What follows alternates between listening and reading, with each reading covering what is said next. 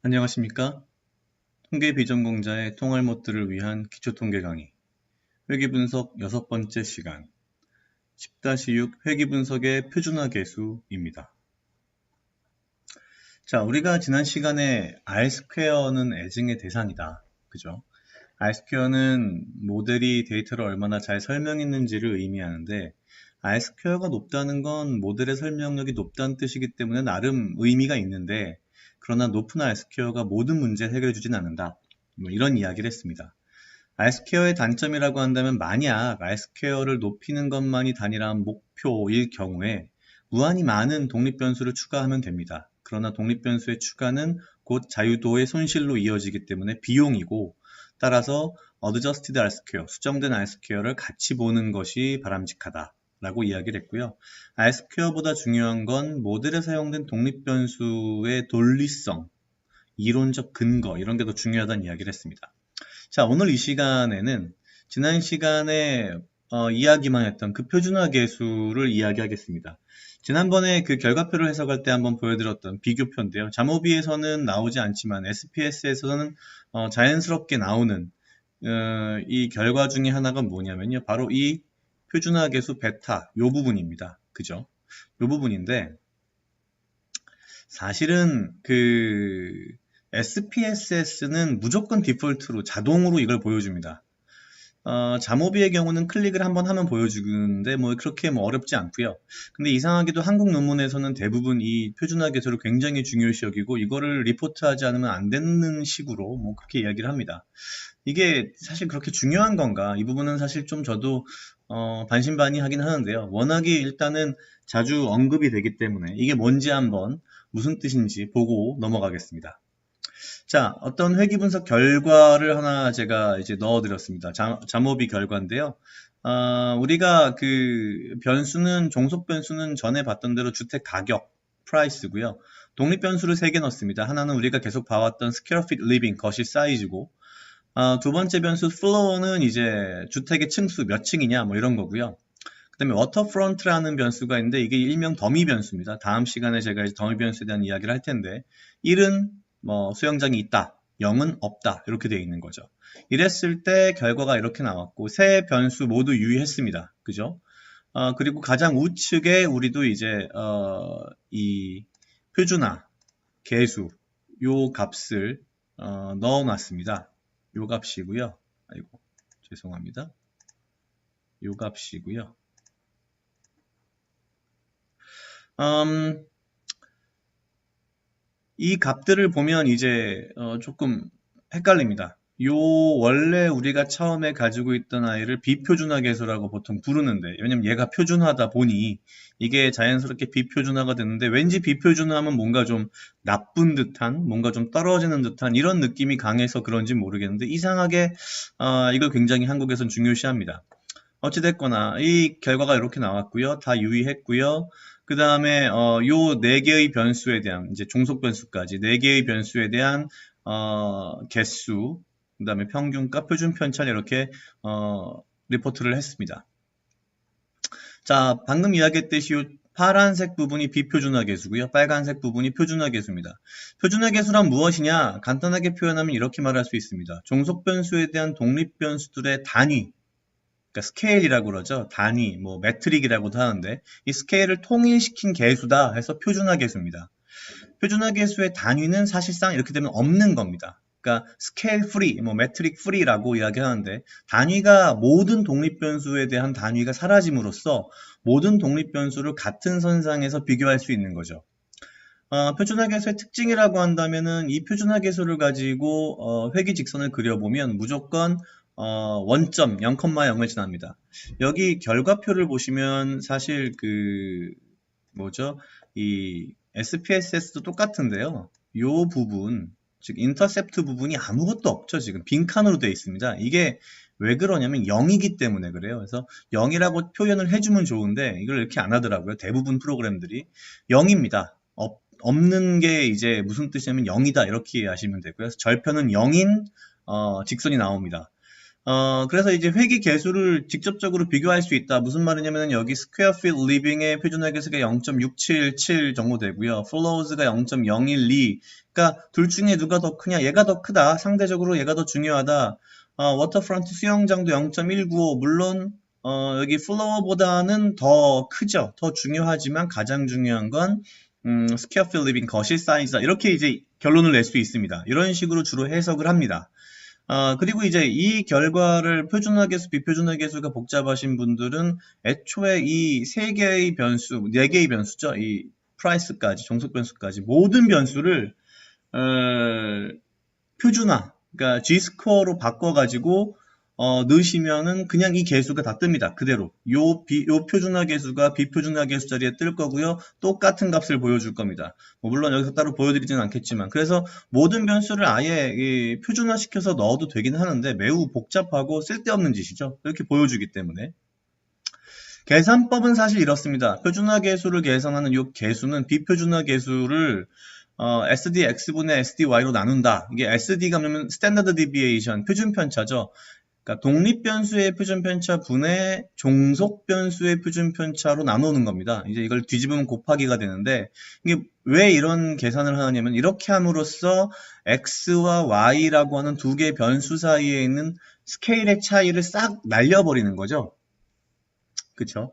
예를 들면 여기 스퀘어 필 리빙의 표준화 계수는 이 0.6773은 어떻게 나온 것이냐면 원래 비표준화 계수가 271인데 271 곱하기 그죠? 하나씩 볼까요? 271이 요거죠. 271이 얘입니다. 271 곱하기 누군가요? 요걸로 보죠. x 그쵸? 독립변수의 표준편차가 얼마냐면 스퀘어 필 리빙이 918입니다. 그죠? 918 나누기 얼마인가요? SDY 그러니까 스탠다드 디비에이션의 이 Y니까 요거죠. 367127 그죠? 요걸 계산하면 0.677이 나온다는 거죠. 요 표준화 계수가. 그죠? 사실은 손으로도 계산은 해볼 수 있습니다만 이제 그 리포트 되는 이 뭐라고 해야 되나요? 요 소수점 자릿수에 따라서 약간씩의 값의 차이는 있을 수 있습니다. 계산을 해보면. 근데 이게 무슨 뜻인가? 세 독립변수 중에 거실의 크기가 표준화 계수가 제일 크기 때문에 세 독립변수 중에 가장 영향력이 크다. 이렇게 이제 해석을 하는데 이제 가끔 이게 문제점이 뭐냐면요. 큰 건 맞는데 그럼 이제 여기서 예를 들면은 요 스퀘어 필 리빙의 표준화 계수인 0.6773과 워터프런트의 표준화 계수인 0.1958을 직접 비교해서 누가 더 큰지 통계적으로 테스트를 해봤느냐? 아니라는 거죠. 문제가 뭐냐면은 우리는 이 정도 차이가 나면 그냥 우린 달라요. 근데 이 문제가 있죠. 우리가 통계를 처음 이야기할 때 통계적인 질문이란 뭐다? 이러한 차이, 이러한 사건이 우연히 발생했을 확률이 얼마일까를 구해서 그 확률을 기반으로 의사결정을 하는 거라고 했죠.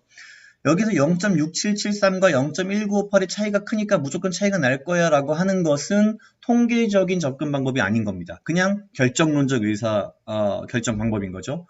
그래서 사실은 이걸 테스트하는 테스트들이 최근 2000년대 넘어가면서 나오긴 했는데요. 꽤 복잡하기도 하고 굳이 이걸 다 여기서 볼 필요는 없을 것 같아서 그런 게 있다까지만 설명을 하겠습니다. 해석 방법이 문제입니다. 우리가 앞에서 비표준화 계수 요 271 같은 경우는 어떻게 해석을 했냐면요. 거실 사이즈가 271, 그러니까 거실 사이즈가 1피트, 1 스퀘어 피트가 커지면, 그죠? 거실 사이즈가 1 스퀘어 피트가 커지면 주택 가격이 271 US 달러가 오른다. 이렇게 해석을 했죠. 요 표준화 계수가, 비표준화 계수가 271이니까요. 근데 표준화 계수 0.6773은 뭐라고 해석해야 되느냐? 이렇습니다. 거실 사이즈가 1표준 편차만큼 커지면, 증가하면 주택가격이 1표준 편차 곱하기 요 0.6773 US 달러만큼 오른다. 굉장히 어렵죠, 이게. 그럼 이거 어떻게 계산해야 되냐면요. 거실 사이즈의 표준 편차가 918 스퀘어 핏이었고 주택 가격, 종속 변수의 표준 편차가 367127 US 달러였습니다. 그러면 요 위에 요 말을 이 표준 편차를 넣어서 말을 하면 어떻게 되냐면요. 거실 사이즈가 918 스퀘어 핏 커지면 주택 가격은 367127 곱하기 0.6773인 248665 US 달러만큼 오른다. 이렇게 되는 거죠. 매우 복잡해집니다. 그래서 보통은 우리가 비표준화 계수만 가지고 이런 식으로 이렇게 숫자를 넣어서 설명을 하고요. 표준화 계수는 그냥 그 뒤에 이렇게 자세한 해석을 잘 하지 않습니다. 근데 이게 무슨 뜻인지는 아셔야 되니까 이게 한번 해봤고요. 그럼 왜 표준화 계수를 쓸까? 두 가지 이유로 크게 볼 수 있습니다. 첫 번째는 사실 논리적으로 이 0점, 0,0이라는 점을 지나는 회귀직선, 이 꼭 나와야만 하는 경우가 있습니다. 어떤 경우냐면요. 경제학 데이터에서 수입과 지출을 가지고서 우리가 회귀 분석을 하면 대부분 이 그림처럼 0점을 지나지 않습니다. 희한하게도. 그죠? 0점을 지나가지가 않아요. 여기를 지나가야 되는데 0점. 그죠? 왜 그러냐면요. 우리가 수집하는 데이터에 일반적으로 수입이 0인 사람이 거의 없기 때문이죠. 이런 사람들은 아마도 뭐랄까요, 홈리스들일 가능성이 큰데 이게 참 데이터를 수집하기 어렵습니다. 그죠? 근데 그렇다고 이걸 내버려 둘 수는 없죠. 왜냐면은 수입이 0인데 지출이 있는 사람이 있다라고 나와버리는 결과가 되는 거잖아요. 여기에 지금 절편이 가서 붙어버리면. 그죠? 그래서 사실은 강제로 이런 경우에는 표준화 계수를 써서 0점을 지나게 만드는 겁니다. 이런 게 한 가지가 있고요. 다른 한 가지는 이제 가장 많이 쓰이는 경우인데 여러 개의 독립 변수들 중에서 가장 영향력이 큰 게 누구인지 찾기 위해서 이제 이럴 때 많이 쓰죠. 그래서 상대적인 중요도라고 보통 이야기를 하는데 이제 문제는 뭐냐면 이 상대적 중요도란 말은 실제 상대적 중요도라는 것을 테스트하는 방법이 따로 있습니다. 매우 복잡한 방법이라서 설명은 깊이 안 하겠지만 이건 쉽게 말하면 앞에서 나온 표준화 계수의 차이가 통계적으로 유의한지 아닌지, 우연히 큰 건지 아닌지 이걸 이제 찾아보는 거죠. 그래서 사실 해석할 때 주의해야 됩니다. 왜냐면은 표준화 계수가 이게 비슷비슷하게 나오는 경우들이 있죠. 특히 어떤 경우가 그러냐면 설문지를 사용해서 이 연구를 하면 대부분 리크루트 5점이나 7점 척도라서 아주 예외적인 경우를 제외하고는 막 그 표준화 계수가 비슷비슷하게 나올 때가 많습니다. 이런 경우에는 그 중에 제일 큰 애가 제일 중요하다라고 단정적으로 해석하는 건 매우 위험하죠. 왜냐면은 매우 비슷비슷하기 때문에 실제 그 비슷비슷한 사이즈들의 표준화 계수가 얼마나 큰지 작은지 이 사이즈의 차이를 분석을 해보면 통계적으로 유의하지 않을 수도 있거든요. 그래서 너무 단정적인 해석은 위험하다라는 겁니다. 결론입니다. 표준화 계수란 종속 변수에 대한 독립 변수들의 단위, 스케일을 통일시킨 계수고요. 그래서 모든 독립 변수가 단위가 똑같다라고 상정하고 비교가 가능합니다. 특징은 원점을 지나고 절편이 0이다. 다만 이걸 가지고 해석을 하는 건 상당히 어렵다. 비표준화 계수 가지고 하는 게 편하고요. 표준화 계수의 장점은 상대적인 중요도를 비교해 볼 수는 있다. 그러나 주의사항은 이걸 너무 단정적으로 말해서는 안 되고 이걸 단정적으로 말하기 위해서는 별도의 테스트를 해야 된다라는 것 정도입니다. 자, 오늘은 회귀분석 6번째 시간 10-6 회귀분석의 표준화 계수였습니다. 오늘은 여기까지입니다.